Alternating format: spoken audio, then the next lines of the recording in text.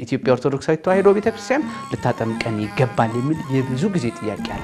በመካከላቸው ሐዋርያ የለም፣ በመካከላቸው ካህን የለም፣ በመካከላቸው አባት የለም፣ በመካከላቸው ምንም የለም። በእንጀራ ምክንያት የሄዱ ምዕመናን ናቸው።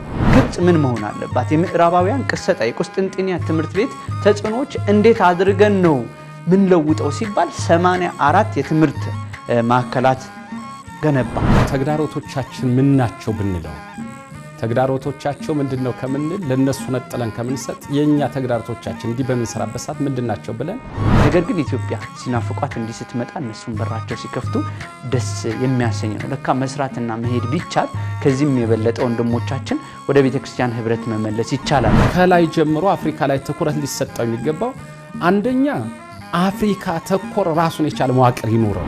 አሁን ግን የውጭ ግንኙነት አለ ይባላል። ዲፕሎማሲያዊ ግንኙነት ቤተክርስቲያኒቷ ኮራሷ ወደዛ ሄዳ ራሷን እንዳትሸጥ የሚፈልጓትና የሚናፍቋት ደግሞ ወደ ራሷ እንዳታመጣ ስም ብቻ ይዘን ትምከት እንዳይሆንብንም ስጋት ስላለብን ኢትዮጵያ ኦርቶዶክስ ተዋሕዶ ቤተክርስቲያን ይህ ምንድነው ሚሽነሪው የለንም። ራሳቸው ኮት ዲቫሪያውያን ጥያቄ ያላቸው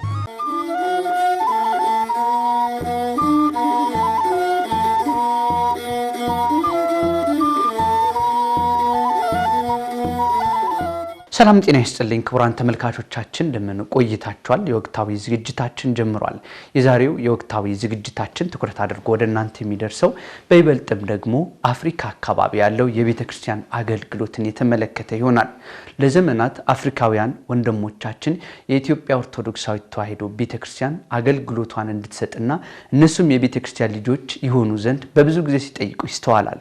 ከኔልሰን ማንዴላ ሲነሳ አብዛኞቹ ደግሞ የነጻነት ግንባር አቀንቃኞች የሆኑት ሁሉ የኢትዮጵያ ኦርቶዶክሳዊት ተዋሕዶ ቤተክርስቲያን እንደ አንድ ዓላማ አድርገው ይነሳሉ። በዚህ መሰረት ታዲያ የሚጠበቀውን ያህል የቅድስት ቤተክርስቲያን አገልግሎት እንደተጠበቀው አልተስፋፋም። ይሁን እንጂ ከጊዜ ወደ ጊዜ በዛ አካባቢ የሚገኙ አገልግሎቶች እየተጠናከሩ እየመጡ ያሉበት ሁኔታዎች አሉ። ከነዚህም መካከል በኮት ዲቫር አቢጃን አካባቢ የተጀመረውን የቤተክርስቲያን አገልግሎት አስመልክተን ወደ እናንተ የምናቀርብ ነው የምንሆነው። ከኛ ጋር እንድትቆዩ የአብሮነት ግብዣችን ነው። ባነሳነው ርዕሰ ጉዳይ ጋር እዛ አካባቢ ምን አለ፣ ምንስ ነው አገልግሎቱ፣ ምን አይነት ተግዳሮቶች አሉ በሚል እንግዳ ጋብዘናል። እንግዳችን እንኳን ደህና መጡ። መልካም። እስቲ ራስዎን ያስተዋውቁ። መንግስቱ እባላለሁ። በኢትዮጵያ ኦርቶዶክስ ተዋሕዶ ቤተክርስቲያን በአዲስ አበባ ሀገረ ስብከት የቦሌ ቡልቡላ ደብረ መድኃኔዓለም ቤተክርስቲያን የስብከተ ወንጌል ክፍል ኃላፊ ነኝ። መልካም። እንግዲህ መግቢያችን ላይ እንደተናገርነው በይበልጥም አፍሪካ አካባቢ ቁጭት አለ ለዘመናት ማለት ነውና ብዙ ጊዜ ታሪኮች ሲወሱ አፍሪካውያን ለዘመናት ከቀኝ ገዢዎች ነፃነት ሲወጡ መነሻ ሲያደርጉ የኢትዮጵያ ኦርቶዶክሳዊት ተዋሕዶ ቤተክርስቲያን ናት። ምክንያቱም በቀኝ እጅ ካልተገዙትና የራሳቸው ማንነት ካላቸው አፍሪካዊ እናታችን ብለው የሚጠሯት ኢትዮጵያ ናት። ያን ብቻም ሳይሆን አፍሪካዊ አንድነት ለማምጣት በሚደረጉት በነገስታቱም ጊዜ በነበረው የኢትዮጵያ ኦርቶዶክሳዊት ተዋሕዶ ቤተክርስቲያን ሚናዋ ከፍተኛ ነበር። ይሁን እንጂ ግን እንደተጠበቀው የቤተክርስቲያን አገልግሎት በተለይም አፍሪካ አካባቢ ተስፋፍቶ አለመታየቱ በብዙዎች ዘንድ ቁጭትን የፈጠረ ነበር። አሁን ታዲያ የሰማነው ጉዳይ ይህንን ቁጭት በጥቂቱም ቢሆን ሊመልስ የሚችል እንቅስቃሴ ተጀምሯል። በዚህም በኩል ኮት ዲቫር ያለው የቤተክርስቲያን አገልግሎት ጅማሮ ነውና እንደውዛ አካባቢ ያለው አገልግሎትና በዛ አካባቢ ያለው አሁናዊ ሁኔታ ምን ይመስላል የሚለው ከዚህ ብንጀምር። በጣም እግዚአብሔር ይስጥልኝ።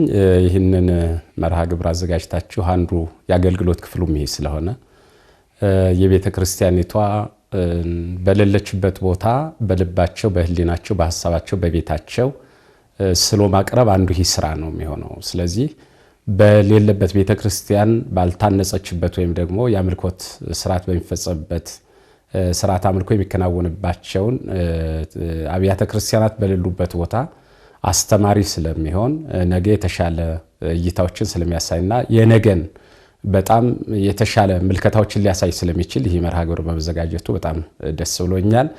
አሁን ያለው አገልግሎት እንግዲህ በኮት ዲቫር ወይም በአቢጃን አሁን ያለው አገልግሎት ማለት አልችልም። ማልችልበት ምክንያት አለኝ። ምክንያቱም ዘመናት ብዙ ጊዜ ዘመን ለዘመን ትርጓሜ ነው። አንድ መጽሐፍ ሳነምን ነው የሚለው ቀዳሚ ዝናም ይከውን ለዳህሪ ዝናም የመጀመሪያው ዝናም ለሁለተኛው ዝናም መምህር ነው። ሁለተኛው ዝናም ሶስተኛ ዙር ላይ የሚመጣው ዝናም መምህር ነው። ዘመናትም እንዲሁ ነበሩ። በቤተ ክርስቲያኒቷ አንዱ ዘመን ቀጣዩን ዘመን መምህር ሆኖ ነው የሚያልፈው። የትናንትን አገልግሎት ለዛሬ ነው፣ የዛሬው አገልግሎት ለነገ ነው። ትናንት ለምን ያገለግላል ቢባል ለዛሬ ነው የሚያገለግለው። ዛሬ የሚያገለግለው ደግሞ ለነገ ነው። ዛሬ ለዛሬ ብቻ አይደለም። ምክንያቱም ነገ ልንሰራው የምንችለውን ነገር የሚያሳየን ዛሬ ነው። ዛሬ የምንሰራውን ደግሞ ሊያሳየን የሚችለው ደግሞ ትናንት ነው እና ዛሬ በአቢጃን ላይ ያለው የቤተ ክርስቲያኒቷን አገልግሎት ምናልባት ትናንት፣ ነገ፣ ዛሬ ብለን ወይም ደግሞ ወደ ኋላ ሄደን ወደ ፊት ሳይሆን የምንሄደው ወደ ኋላ ነው ምንመለሰው። በኮትዲቯር ያለው አገልግሎት የማርቆስ እናት ቤት ነው። አሁንም ወደ ኋላ ነው የሄድ ነው፣ ወደ ፊት አይደለም ያለ ነው። በማርቆስ እናት ቤት እንግዲህ ቤተ ክርስቲያኗ እስከምትታነጽ ድረስ ሐዋርያት ይሰበሰቡበት የነበረው የመጀመሪያዋ ያች ሰገነት ናት። በማርቆስ እናት ቤት ነው የተሰበሰቡት። በዚህ የተጀመረችዋ ቤተ ክርስቲያን እስከ ዓለም ዳርቻ ድረስ ሰፍታለች፣ ተዳርሳለች ብለን ነው ቤተ ክርስቲያን ወንጌሏን ትምህርቷን እየተናገረች ያለችው። አፍሪካ ላይ ግን አሁንም የማርቆስ እናት ቤት ላይ ነው ያለችው። ምክንያቱም ምእመናን ትናንትና ተሰባስበው ይጸልዩ ነበር፣ ትናንት ተሰባስበው ይወያዩ ነበር፣ ትናንት ተሰባስበው ዝክረ ቅዱሳን ያደርጋሉ። በማርቆስ እናት ቤት የተሰባሰቡት የሚገርመው የተማሩ ናቸው፣ መምህራን ናቸው፣ ሐዋርያት ናቸው፣ ስልጣኑ አላቸው፣ የእግዚአብሔር ደቀ መዛሙርት ናቸው። ከዋለበት ውለው ካደረበት አድረው የሚገባውን ትምህርት ከአምላካቸው የተማሩ ናቸው። እኒህ ግን ምእመናን ናቸው። በመካከላቸው ሐዋርያ የለም፣ በመካከላቸው ካህን የለም፣ በመካከላቸው አባት የለም፣ በመካከላቸው ምንም የለም። በእንጀራ ምክንያት የሄዱ ምእመናን ናቸው። ራሳቸው ሰብሰብ ብለው በሳምንት አንድ ቀን ያችም ደግሞ 40 ደቂቃ አንድ ሰዓት የማትሞላ መርሃ ግብር ይኖራቸዋል። የኮፕቲክ ቤተክርስቲያን አለ። በዚያ እሁድ ይገናኛሉ። እዚያ በኋላ እዚያች መዝሙር ዳውንሎድ አድርገው አውርደው ያችንም በጋራ ይዘምራሉ፣ ጸሎት ያደርሳሉ። ፈረንሳይኛ ነው ቅዳሴው የግብጽ፣ እዚያም ተገኝተው ያስቀድሳሉ። እንደዚሁ ተሰባስበው በወር አንድ ጊዜ ደግሞ የመድኃኔዓለምን የጽዋ ማህበር ዝክር ይዘክራሉና አገልግሎቱ በዚህ መንገድ እንጂ የቤተ ክርስቲያኒቷ ያለው ሰፊ አገልግሎት አይደለም። ጥቂት አገልግሎትም ግን አልተጀመረም። መልካም። እንግዲህ አንዳንድ ቪዲዮዎች ለማየት እንደሞከርነው የህፃናቱ በጣም ጉጉትና ፍላጎት በይበልጥም ደግሞ የኮፕት ወይም የግብጽ ቤተክርስቲያን አገልግሎት ብቻ በዛ በመሆኑ የአረብኛው ቋንቋ የማይሰሙት መሆናቸው የኢትዮጵያ ኦርቶዶክስ ተዋሕዶ ቤተክርስቲያንና አገልግሎት በጣም የናፈቁ ስለመሆናቸው ያሉባቸው ጥናት የተመለከትንበት አካባቢ ነው ያለውና ታዲያ አሁን እንግዲህ እርሱ ጀማሪ ሆነው እግዚአብሔር በፈቀደው መልካም አመልክቶ ውስጥ የርሱ መልካም ፈቃድና ተነሳሽነት አገልግሎት አባታዊ ስራ ሆኖ በዛ አካባቢ ተጀምሯልና ለመጀመሪያ አነሳሳችሁ ምን ነበር? እንዴትና በምን አይነት ሁኔታ ተጀመረ የሚለውን እስቲ ሐሳብ ያጋሩን። ጥሩ። የመጀመሪያው ጀማሪ አይደለሁም። ወጣኔ ሁሉ ወገባሬ ሁሉ ፈጻሜ ሁሉ ባለቤቱ እግዚአብሔር ነው። የጀመረው እሱ ነው፣ የሰራው እሱ ነው፣ ያከናወነው እሱ ነው። አንድ ስራ ሲጀመርም ሲጨረስም የትኛውንም ያለሱ ፈቃድ የሚጀመር ነገር ስለሌለ ነገሮችን ሁሉ የምንሰጠው ለባለቤቱ ነው። ስለዚህ የጀመረው እሱ ነው፣ ከዚያ ያደረሰው እሱ ነው፣ መጨረሻ ድረስ የሚያስሄደው ባለቤቱ ነው። ከዚያ በመቀጠል ግን እግዚአብሔር የፈቀደውን የወደደውን ደግሞ ያከናወኑት ደግሞ ምእመናኑ ናቸው። እኔ አይደለሁም፣ የነሱ ስራ ነው። አንዳንድ ጊዜ ሰዎች ዝም ብለው ስራ ይሰራሉ። ታሪካቸውን ደግሞ አንዱ እንደው ይወስድና ልክ እንደሰራ ሆኖ ሊነገር ይችላል።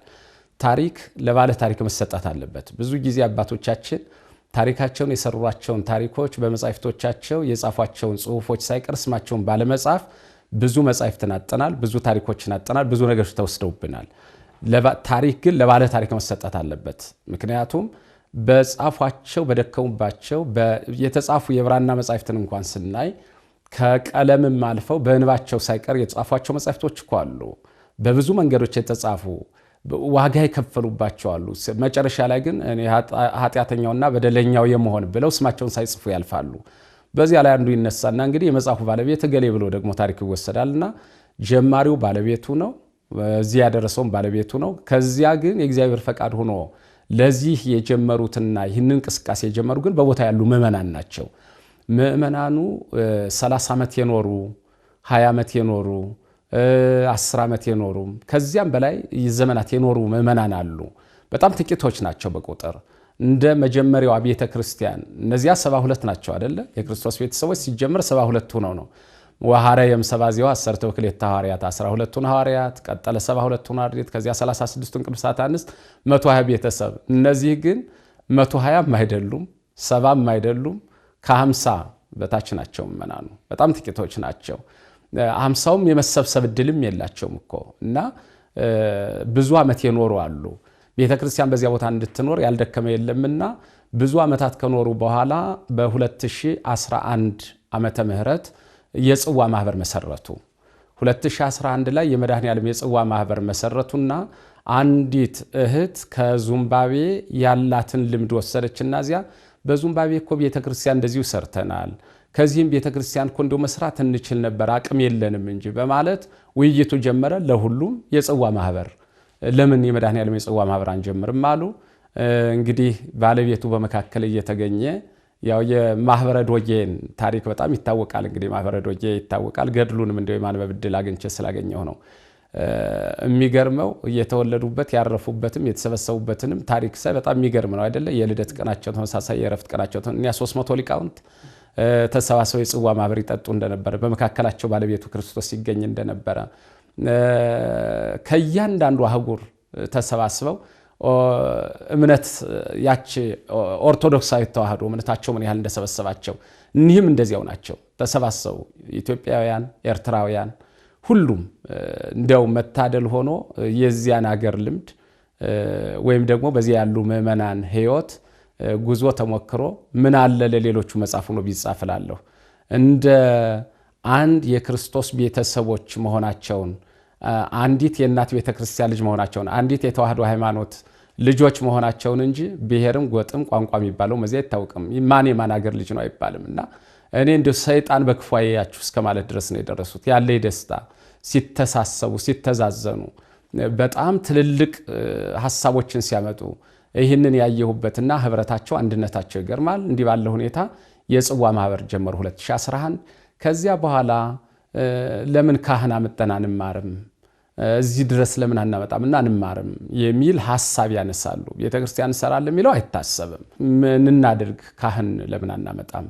ከነዚያ መካከል የንስሐ ልጆች ያሉኝ እኔ በአጋጣሚ ሲመጡም በርቀትም እንደዚሁ እዚያው ካህን ባለመኖሩ ምክንያት እዚህ አንድ አባት አሉን እናምጣና አስተምረውን ይሄዱ ብለው ወሰዱኝ። የሄዱት በ2016 ዓመተ ምህረት ነው። 2011 የጽዋ ማህበሩን መሰረቱ። ከዚያ በፊት የትኛውንም ማህበራዊ ኑሮ ግን ይኖራሉ ለ30 ዓመታትም ለ20 ዓመታትም ያህል ማለት ነውና 2011 የመሰረቱትን 2016 መስከረም ነው የሄዱት። መስከረም 10 አካባቢ ቀኑ እንደዚያ ነው ማስታወሻ ያለ የ45 ቀን ቆይታ ነው የቆየሁት። በ45 ቀን ቆይታዬ ምናልባት 60 ገጽ ያህል ነው በእያንዳንዱ ቀን ጽፈው ነበር እንሰራቸውን ስራዎችና ሄዱ። በልጆች አማካኝነት ወደዚያ ቦታ ከሄድን በኋላ እንግዲህ መጀመሪያው ሰብስበው ለማስተማር ምዕመናን አይሰበሰቡም፣ ልምዱ የለም፣ የማግኘት እድል የለም። ለአንድ ሳምንት ያህል ያው ብቻዬን የሰነበቱት ከኮፕቲክ ቤተክርስቲያን ነው ያረፉት። በዚያ ማረፊያ ይያዝልኝ ቤተክርስቲያን ልረፍ፣ ልጆች አሉ ግን ቤተክርስቲያን ነው ማረፍ ያለብኝ የሚለውን ሐሳብ ሰጣቸው፣ አስፈቀዱ። እዚያ እንዳርፍ ሆነ። መጨረሻ ላይ የታሉ ምዕመናኑ አስተምር ብላችሁ ይጠራችሁ እኔ መሰለኝ በሌላ ሀገር ያየሁት አገልግሎት በውጭ ዓለም ያለውን አፍቆት በቃ ተሰብስቦ ህዝብ አገኛለሁ ነው፣ ምንም ነገር የለም። ምን ነው በምዕመናን የሉም ስለ አይ መምህር አረ እንደው ጊዜም የላቸውም ሰዓትም የላቸውም እና ለምን ጠራችሁ? ምናልባት እሁድ እናገኛለን ትንሽ ምዕመናን፣ ቀጥሎ የመስቀልን በዓል ሰብሰብ ብለን እናከብራለን አሉኝ። በኋላ ውይይት ጀመርነ። 3-4 ሰዎችን በመጀመሪያው ቀን 2 ሰዎች ያገኘው። ከዚያ በኋላ ግን እንደ ስርዓተ ገዳም ምግቤን የሚያመላልሱልኝ ሰዎች ብቻ ነው ማገኘው። እሁድ የተወሰኑ ምዕመናን እናገኘው። የመስቀል ዕለት ሰብሰብ ብለው አገኘው። እንዴ ለምንድን ነው ብዙ ምዕመናን ናችሁ እንዴት እናደርጋለን? ስርዓተ ትምህርቱን ቀረጽና እሁድ ሰብሰብ ብለን እንድንዘምር እንድንማማር አልነው። ኦንላይን ለምን አንጀምር የሚለውን ሐሳብ በጀመርንበት ሰዓት በአጋጣሚ አንድ ሳምንት በግብጽ ቤተክርስቲያን ከቆየሁ በኋላ ለእረፍት ወደ ሀገራቸው ሲሄዱ ከግቢ መውጣት አለበት ተባሉ። ምክንያቱም ያው ቤተክርስቲያኑን ለኢትዮጵያ ካህን እንግዲህ ሰጥቶ ላለመሄድ ይመስለኛልና አገልግሎቱን እንፈቅድልሃለን ግን እዚህ ማረፍ ግን እኛ ስለምንሄድ ያስወቅሰናል ሚል የራሳቸው ስርዓት ይኖራቸዋል፣ ህግ ይኖራቸዋል አሉ። በጣም ቆጨኝ። ቤተክርስቲያን መስራት የሚለውን አላሰቡትም ነበር፣ አስተምሮ መመለስ የሚለውን ነው። በኋላ በጣም ውስጤ ላይ አንድ ነገር አሰንዴ እንደገን ካህን ቤተክርስቲያን ልረፍ ሲል በጣም ጥሩ ነው ይሉኛል እንጂ እንዴት ወደ ምዕመናን ቤት ሂድ ይሉኛል? የኛውኑ ምንም በሃይማኖታችን አህት አብያተ ክርስቲያናት ብንሆንም የኛ የኢትዮጵያ ኦርቶዶክስ ተዋሕዶ ቤተክርስቲያን ባለመሆኗ ነው የሚል የሆነ ቁጭት አደረብኝና እንዴት አሉ። በጣም ተናደዱ በወቅቱ። ለካ ፈቃድ እግዚአብሔር አለበት፣ ውስጡ ጥበብ እግዚአብሔር ነው። አንዳንድ ጊዜ ለመጥፎ ናቸው የምንላቸው ነገሮች ለካ በጎ ነገሮች ናቸው። እግዚአብሔር ስራው የሚሰራበትን ጥበብ አናውቀው። በኋላ ለምን ቤተክርስቲያን አይኖረን የሚል ቁጭት ነው ያደረብኝ። እንዴት የሚለውን በኋላ ምዕመናንን ለመሰብሰብ በጣም ተቸገሩ፣ ሊሰባሰቡ አልቻሉም። በኋላ ለምን አልቀድስም ቅዳሴ እና ቅዳሴ ፍቀዱልኝ አሉ። ቅዳሴ ፈቀዱልኝ። በሳምንት አንድ ቀን ያንን ቅዳሴ ደግሞ ምን ሰው ነው ሊያግዘኝ የሚችለው የሚለውም ሐሳቡን የመስዋዕቱ ያው እዚያው አለ እነሱ ጋር ምንድነው ማድረግ ያለብኝ የሚለውን ሐሳብ አሰቡ። ብዙ ነገሮችን አወጣሁ አወረዱ። በኋላ ያው ስርዓቱንም ለመጠበቅ የኢትዮጵያ ዲያቆን አንድ አለ አሜን የሚባል ገብረ ኪዳን ዲቁናውን በልጅነቱ ተቀብሏል። ያው የዲቁና እውቀቱን ገና በመማር ላይ ነው። ያው ዳውንሎድ እያደረገ እንደው በግድ ተንሶ ለጸሎት የሚል ነው። እዚያው ውጭ እንግሊዘኛውን ፈረንሳይኛው ላይ ነው አብዛኛው ነው እውቀቱ ሙያው እና በቃ መልእክታቱና አንድ የግብጽ ዲያቆን የዚያው ተወላጅ ጆን ፊሊክስ የሚባል ልጅ አለ። እነሱ ልብሰ ተክህኖ እንዲለብሱ አደረኩና አገልግሎት እንዲያግዙኝ ለተልኮ እንዲያግዙኝ ማድረግ ጀመሩ። ያው አገልግሎቱ ሙሉውን ራሴ ያስሄዱ ረጅም ሰዓት ነበረ። ለ4 ሰዓታት በላይ ነው የሚወስድ የነበረ። ምክንያቱም መልእክታቱን ብቻ እንዲያነቡልኝ ያደረኩ፣ ሌላው ግን ያው ሙሉውን መደዳውን ነው ምል የነበረ። በፕሮጀክተር ይከታተሉ ስለነበረ ምዕመናን ተሰጥኦ እንዲቀበሉ በማለት ምናልባት ባልፈው ደግሞ መሰናከል እንዳይሆንባቸው ለምን አልፎት ሄደ ይላሉ እንጂ ካህኑ ማለት እኮ እችላለሁ፣ ግን መምህሪን እያለፈው ነው የሚሄድ ብለው በስንት ዓመት ያገኙትን በ20 በ30 ዓመት ያገኙትን ቅዳሴ ለምን ታለፈ ይላሉ አሉና ያው መደዳው እንደዚሁ እያሉ መቀደስ። እዚያ በኋላ ንስሐ መግባት። ሁሉም ስጋው ደግሞ ተቀባዮች ናቸው፣ ጠንካሮች ናቸው። ይህንን ጥንካሬያቸውን ስናይ ነው እንግዲህ ቤተክርስቲያን ለምን አይኖረንም፣ ቤተክርስቲያን እንዴት አይኖረንም የሚል ሐሳብ ሳነሳ አይታሰብም አሉኝ። በፍጹም መምራ አይታሰብም የሚል ሐሳብ ተነሳ። እንዴት ያው ያለውን ችግር በዝርዝር አስቀመጡልኝ። አንደኛ ያው አቅማቸውን አነሱ፣ ትንሽ ነን። ሁለተኛ ኢኮኖሚ፣ ሶስተኛ ቦታ ለማግኘት በጣም ከባድ ነው። ምናልባት እግዚአብሔር ቢረዳን አንድ ቀን ቤተክርስቲያን እንበቃለን የሚል ሲያነሱ ግድ የለም እግዚአብሔር እሱ ያስተካክለዋል የሚለውን ውሳኔ ወሰነ። መጨረሻ ላይ አንዳንዶቹ ምን አለ እኔ ቤተክርስቲያን በቃ ተሰብስበን ለመወያየት ይበቃናል ግብጾቹ ማለት ጀመሩ። ምናልባት የተጠናከረ መረጃ እና ነገ እነሱም ያው ባስተርጓሚ ሊያዩትም ስለሚችሉ ምናልባት እናንተውን ታዩታላችሁ ጉዳዩን እንጂ የተሰራበት ቦታ የኛ ነው ይባላል በፊት። እንግዲህ በቂ ሰነድ እስከማገኝ ድረስ ግን ይሄ ነው ማለት አልችልም። መጀመሪያ ላይ ኤምባሲው የተመረቀ አሁን በዚህ ዓመት ነው። ይህን የተቀበሉት አፄ ኃይለ ሥላሴ ናቸው። ቦታውን መቼም እሳቸው በሄዱበት ቦታ የመንግስታዊ ተቋም ቦታ ሲቀበሉ የቤተክርስቲያን ቦታ ሳይቀበሉ እንደማይመጡ ይታወቃል። እና ምናልባት ያ ታሪክ ይኖር ይሆን የሚል አንዳንድ አልፏሽ ታሪኮችን ሰማለሁ። አንዲት መሰረት ድንጋይ ጽሑፍ የተጻፈባት ነበረች ግን የለችም የሚሉኝ አካላትም አሉ። የተሰራ በ2000 ዓመተ ምህረት ነው። እዚሁ ማህበሩ ዳታ ላይ ማይቻለሁ ያ ቦታ የተሰራበት መሰረቱ አግኝቻለሁ። እና ይሄ የሚባልበት መንገድም አለ። እሱም በመረጃ ሲጠናከር እንመለስበታለን። በመሰረቱ ይህንን አለ ምዕመናንን ለምን አንጠይቅም ቤተክርስቲያን ለምን አይኖረንም ሚል ውይይት ሳወይ አይታሰማሉ። የሀገሪቷ መንግስት ለምን አንጠይቅም ሚል ሐሳብ ደብዳቤ ይዤ ስለሄድኩኝ ስሄድ በመሰረቱ ምዕመናን ጠይቀውኝ ጉዳዩን ቢዛውን አስመትተው ሁሉ ነገር ሲጨርሱ ዝብዬ ብድግ ብዬ አልሄድኩም። ተቋማዊ እንትን ጠብቄ ነው የሄድኩት። ደብዳቤ ይዤ ነው የሄድኩት።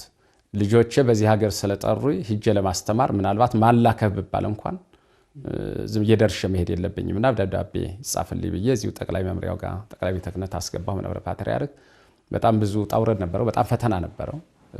መጨረሻ ላይ ያው አማሬ ወደ መውጣት ደረጃ ደርሼ ነበረ። ለምን ዝብዬ ስለሰጣችሁኝ አይደለም ሄደው ስላልሰጣችሁኝ አይደለም ያልሁት መንገድ ነበር በወቅቱ። በኋላ መስመሩ እስከማገኘው ማለት ነው።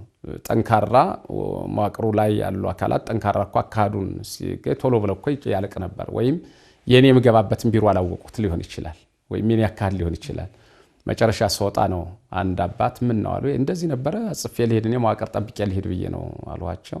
አሁን በቃ ጉዳዩ አላልቅ ሲል ወጥቼ እየሄዱ ነው ስላቸውና ተመለስ ግድ የለም እኔ ላስተካክለው አሉ። ተሯሩጠው ውጭ ጉዳይ ይዘውት ገቡ። ለሊቀ ጳጳሱ አቀረቡት። ሊቀ ጳጳሱ መግለጫ ማንነቱን የሚገልጽ ይቀርባሉ። ሙሉ ሰነዶች የቀረቡ የትምህርት ቤት ማስረጃዎች ሙሉዎቹን አቀረበ፣ መግለጫ አቀረበ፣ ሄዶ አገልግለው እንዲመጡ እንዲያደራጁት የሚል ነው ደብዳቤው በመሰረቱ። በኋላ ያን ደብዳቤ ግልባጭ ለሁለት አካላት ይዤ ነው። አንደኛ ለኤምባሲው፣ ሁለተኛ ለምዕመናኑ፣ አንደኛው የኔ። እሱን ደብዳቤ ይዤ ስራውን ጀመሩ በግልጥ። በኋላ ይህን ስንል የሀገሪቷ መንግስት ለምን አንጠይቅም የሚል ሐሳብ ጥያቄ ጠየቅን። ሊሆን አይችልም አሉን። በጣም የተባረከ ልጅ ምናልባት በኢኦቲሲ ዶክመንተሪ ላይም ተናግሬዋለሁ። አንድ ብርሃነ መስቀል የሚባል ኦርቶዶክሳዊ ጠንካራ ኦርቶዶክሳዊ እሱ እኔ ምክትል ጠቅላይ ሚኒስትሩን አውቀዋለሁ አለን። መርሃ ግብር ሲያዘልን ይዞን ገባ። ምክትል ጠቅላይ ሚኒስትሩ በወቅቱ በጣም አቅጣጫውን ነገሩ። የኢትዮጵያ ኦርቶዶክስ ተዋሕዶ ቤተክርስቲያን ማናት የሚለውን ስንነግረው በጣም ገረመው። በአንክሮ ነው የሰማን፣ በመደነቅ ነው። በጣም ገርሞት ነው የሰማንና እንዲህ ናት እንዴ በሚል ለዚያ በኋላ በዚህ ሀገር ብትሰራ ለሀገሩ ልታበረክተው የምትችለው አስተዋጽኦ ምንድነው? በዚህ ሀገር እቺ ቤተክርስቲያን ብትኖር ትውልድ በመቅረጽ ደረጃ የሚሰራውን ስራ፣ ስለ ሀገር የምትጸልየውን ጸሎት፣ ከዚያ ውጭ ደግሞ ያላትን ስርዓት፣ ለአፍሪካ ያደረገችውን አስተዋጽኦ ሙሉን ነገር ስንነግረው ደስ አለው። አካሄዶችን ነገርን፣ ሙሉ መረጃዎችን በዚህ መንገድ ሂዱ፣ ፒቲሽን በዚህ ሰብስቡ፣ ወደ ኢትዮጵያ ኤምባሲ እዚያው ወዳለው አስገቡ። እሱ ደግሞ ለኮንስትራክሽን መስሪያ ቤት ያስገባል ነው ለጠቅላይ ሚኒስትሩ። ጠቅላይ ሚኒስትሩ ወደ ኮንስትራክሽን መስሪያ ቤት ይመሩታል። ኮንስትራክሽን መስሪያ ቤት ማለት በዚህ ሀገር መዘጋጃ ቤት ነው። ያኛው ደግሞ እንዲያደርገው ይመጣልና እንዲያደርጋችሁ ደብዳቤው ሞክሩ። ስንት ነው የምትጠይቁናል? 1 2 3 ካሬ ስንል ከፍ አድርጉታለን። ከፍ አድርጉት ሲለን በቃ ተስፋ ተሰጠን። ብዙ ወዚያ እንቅስቃሴው ተጀመረ። 2016 እንግዲህ እንቅስቃሴውን የጀመርነው በዚህ መንገድ ነው። የሄዱበትም ይሄን ይመስላል። ደስ ይላል በእውነት። ወደ 5600 ካሬ ሜትር አካባቢ ነው ካልተሳሳትኩኝ የተሰጣችሁና እጅግ በጣም ደስ የሚል ነው። በጣም ብዙ ጊዜ ሲነሳም በተለይም ኢትዮጵያ ኦርቶዶክሳዊት ተዋሕዶ ቤተክርስቲያን ጥንታዊት ዓለም አቀፋዊት ናትና ታዲያ በብዙ ጊዜ አገልግሎቶች ስንመለከት የውጭው አገልግሎት ሲባል ምናልባትም በአሜሪካን ሰሜን አውሮፓ አካባቢ ያሉት አንዳንድ ጥሩ የህዝብ ብዛት ያለባቸው ላይ ብቻ ትኩረት ይደረጋሉና አፍሪካ ውስጥ ብዙ ጊዜ እንደውም ሲነሳ ራሳቸው ሲጠይቁም ቢሆን እንደሚጠይቁት በቃ ልታጠምቀን ይገባል ነው ብዙ ጊዜ ኢትዮጵያ ኦርቶዶክሳዊት ተዋሕዶ ቤተክርስቲያን ልታጠምቀን ይገባል የሚል የብዙ ጊዜ ጥያቄ አለ። እንኳን ለነሱ ማድረስ በዚህም ያሉት ብዙ መስራት ስንችል አቅም ጉልበቱ ሁሉም ነገር መዋቅሩም እያለ ባለ መስራታችን ወንድሞቻችን በሌሎች ይሄዳሉ። ያው እነሱ ቅድም እንዳብራሩትም በፈረንሳይ ቀኝ ገዢ ለረጅም ዓመታት የነበሩ በ1960ዎቹ ነፃነታቸውን ያገኙ የነበራቸውን ባህል ለመመለስ በሚያደርጉት ጥረት ውስጥ ደግሞ ኢንዲጂነስ የሚባል ነገር ወይም ይሄ የራስ ማንነት የሚባል ነገር ይፈልጋሉ። የራስ ማንነታቸው ደግሞ ሲነሳ ቤተ እምነታዊ ታሪካቸው ስንፈትሽ ደግሞ እንደ ኢትዮጵያ ኦርቶዶክስ ቤተክርስቲያን የበለጸገ ማንነት በመንፈሳዊ ማንነት የሚያጠናክር ነገር እንደሌለ እናያለንና ይሄ ደግሞ ከኢትዮጵያ ኦርቶዶክስ መሄድ ከሩሲያ ከመምጣት ይልቅ የሚወዱትና የሚመርጡት መሆኑ በጎ ፈቃዳቸው ከዚህ የመነጨ ነው ብዬ አስባለሁ። ታዲያ ከተጀመረ በኋላ ይህን እንቅስቃሴዎች ከተጀመረ በኋላ ያለው ሁኔታ ራሱ ምንድነው? እነሱስ ምንድነው የተሰማቸው ስሜት? ቅድም እንደገለጹት ሩጫ ጥድፊያ በሚበዛበት የቤተ ክርስቲያንን አገልግሎት ተንስኡ ሲባል መስማት ስጋ ወደሙን በኢትዮጵያዊ ቅዳሴ ተቀድሶ ገብቷቸውና ተረድተው መልእክታቱ ሰምተው ሲቆርቡና ሲወስዱ ላቅ ያለ ስሜት እንደሚኖር ተስፋ አደርጋለሁና እንደው ምንድነው የሚለውን ነገር ቢጨምሩልን በጣም ጥሩ። እንዲያው ወደ ኋላ መመለስ እንዳይሆን እንጂ ወደ ተገኘው ቦታ ልነሳና የተደስታቸውን በዚሁ ላይ ያይዘው በመሰረቱ እኔ እንዳየሁት ውስጡ ጥበበ እግዚአብሔር ነው ምልበት መንገድ አለ። የነበሩበትን ዘመን ያሳለፉትን ጊዜ እንደ ግላወሪት እንደ ዘመነ ኦሪት አይቶላቸዋል ይሆን ብዬ ሁሉ አስባለሁ። እኛ የጠየቅነው 5600 ካሬ አልጠየቅንም እኮ ግፋቢል ወይ 3000 የሚሆን ቦታ እንዲሰጠን ሚል ነው። የአምልኮት ቦታ ይሰጠን ሚል ነው። የጀመሩት ምዕመናኑ የመድኃኔዓለም የጽዋ ማህበር ነው። 5500 ነው እንግዲህ 5500 ዘመን ይታወቃል። ወደ ኋላ ታሪኩን ብናይ 5500 ዘመን በኋላ ምን አይነት ታሪክ ነው ያለው? 5600 ያው ስለሆነ ማለት ነው። 5600ን ስናየው ከቦታው የተገኘበት ከመድኃኔዓለም ጋር ያለው ምስጢር ከዘመነ ኦሪት ጋር ያለው ምስጢር ዘመነ ሐዲስ ቤተክርስቲያን የተመሰረተችበትን ዘመን የሚተረጉም ነው ራሱ ቁጥሩ። ይህ ቦታ ሲገኝ ትልቁ ባለውለታ እንደተባለው የሀገሪቷ መንግስት ሳናመሰግን አናልፍም። የኢትዮጵያ ኤምባሲ በቦታው ያለውን ሳናመሰግን አናልፍም። ምዕመናንን ሳናመሰግን አናልፍም። ይህንን ከሆነ በኋላ ቦታው ሲገኝ ርክክብ ሲደረግ ብፁዕነታቸው ሄደው ተረከቡት። ምዕመናን ይህም ቦታ ሲረከቡ ሁለት ነገር ነው የተፈጠረባቸው። ደስታም አለ፣ የሆነ የተደበላለቀ ነገር አለ። ይሄ አንዳንድ ጊዜ ሰው ደስ ሲለው ከእንባ ጋር የሆነ ጥያቄ ጋር ከመልስ ጋር ይህ ብዥታ ያለው ሆኖ ደግሞ ደስታ አለው። ምን ልናደርግ ነው? ይህን 500-600 ካሬ ምንድን ነው የምናደርገው?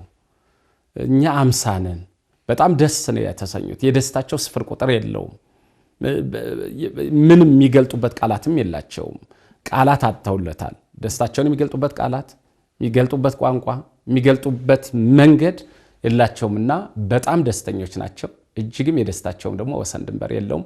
እነሱ ብቻ አይደሉም። የኢትዮጵያ ቤተክርስቲያን፣ የኢትዮጵያ ኦርቶዶክስ ተዋሕዶ ቤተክርስቲያን፣ በዚህ ያሉ ምዕመናን፣ ኢትዮጵያውያን፣ ኤርትራውያን ሁሉም የደስታቸው ወሰን የለውም። በጣም በጣም እጅግ የላቀ ነው። ቀጣይም ራሳቸው የሚገልጡትም ስለሚሆን ክቡራን ተመልካቾቻችን እየተከታተላችሁት የምትገኙት ወቅታዊ ዝግጅታችን ነው።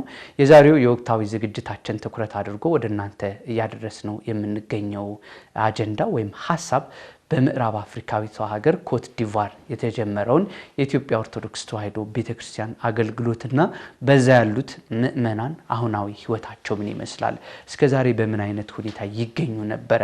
የቤተክርስቲያን አገልግሎት ተልኳን ለመፈጸም ትውልድ ሁሉ በሚገኝበት የእግዚአብሔር ቃል እንዲሰማ ማስቻል ነውና ይህንን ከማድረግ ጥረት ውስጥ እግዚአብሔር የፈቀደላቸው እሱ ያገዛቸው በዛ ስፍራ ላይ ደግሞ ናፍቀው የሚገኙ ምዕመናን እያገኙት ያለውን አገልግሎት የፈተሽን ወደ እናንተ እያደረስን ነው የምንገኘው። እናንተም ስትሄዱ ስትመላለሱ አይታችሁ በኢትዮጵያ ብዙ አብያተ ክርስቲያናት አይታችሁ በዛ አንድ እንኳን ሳይኖር ናፍቋቸው የተመለሳችሁ ብዙ የታዘባችሁ ትኖሩ ይሆናል።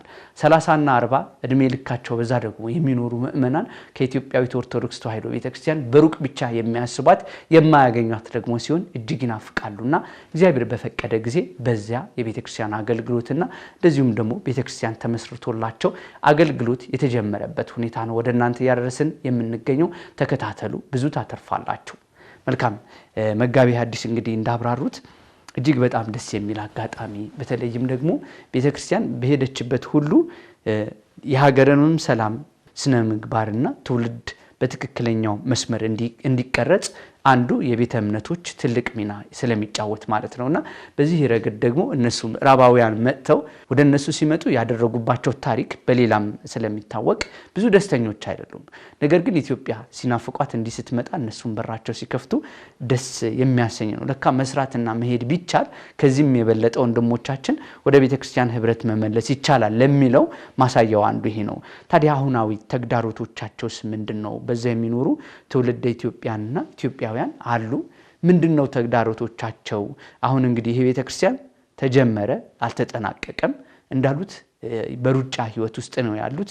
ሁለተኛ የመሰረቱት ኑሮን ለማሸነፍ ራሱ ጥድፊያ ይበዛበታልና እንደው ተግዳሮቶቻቸው ላይ ሐሳብ ቢጨምሩ።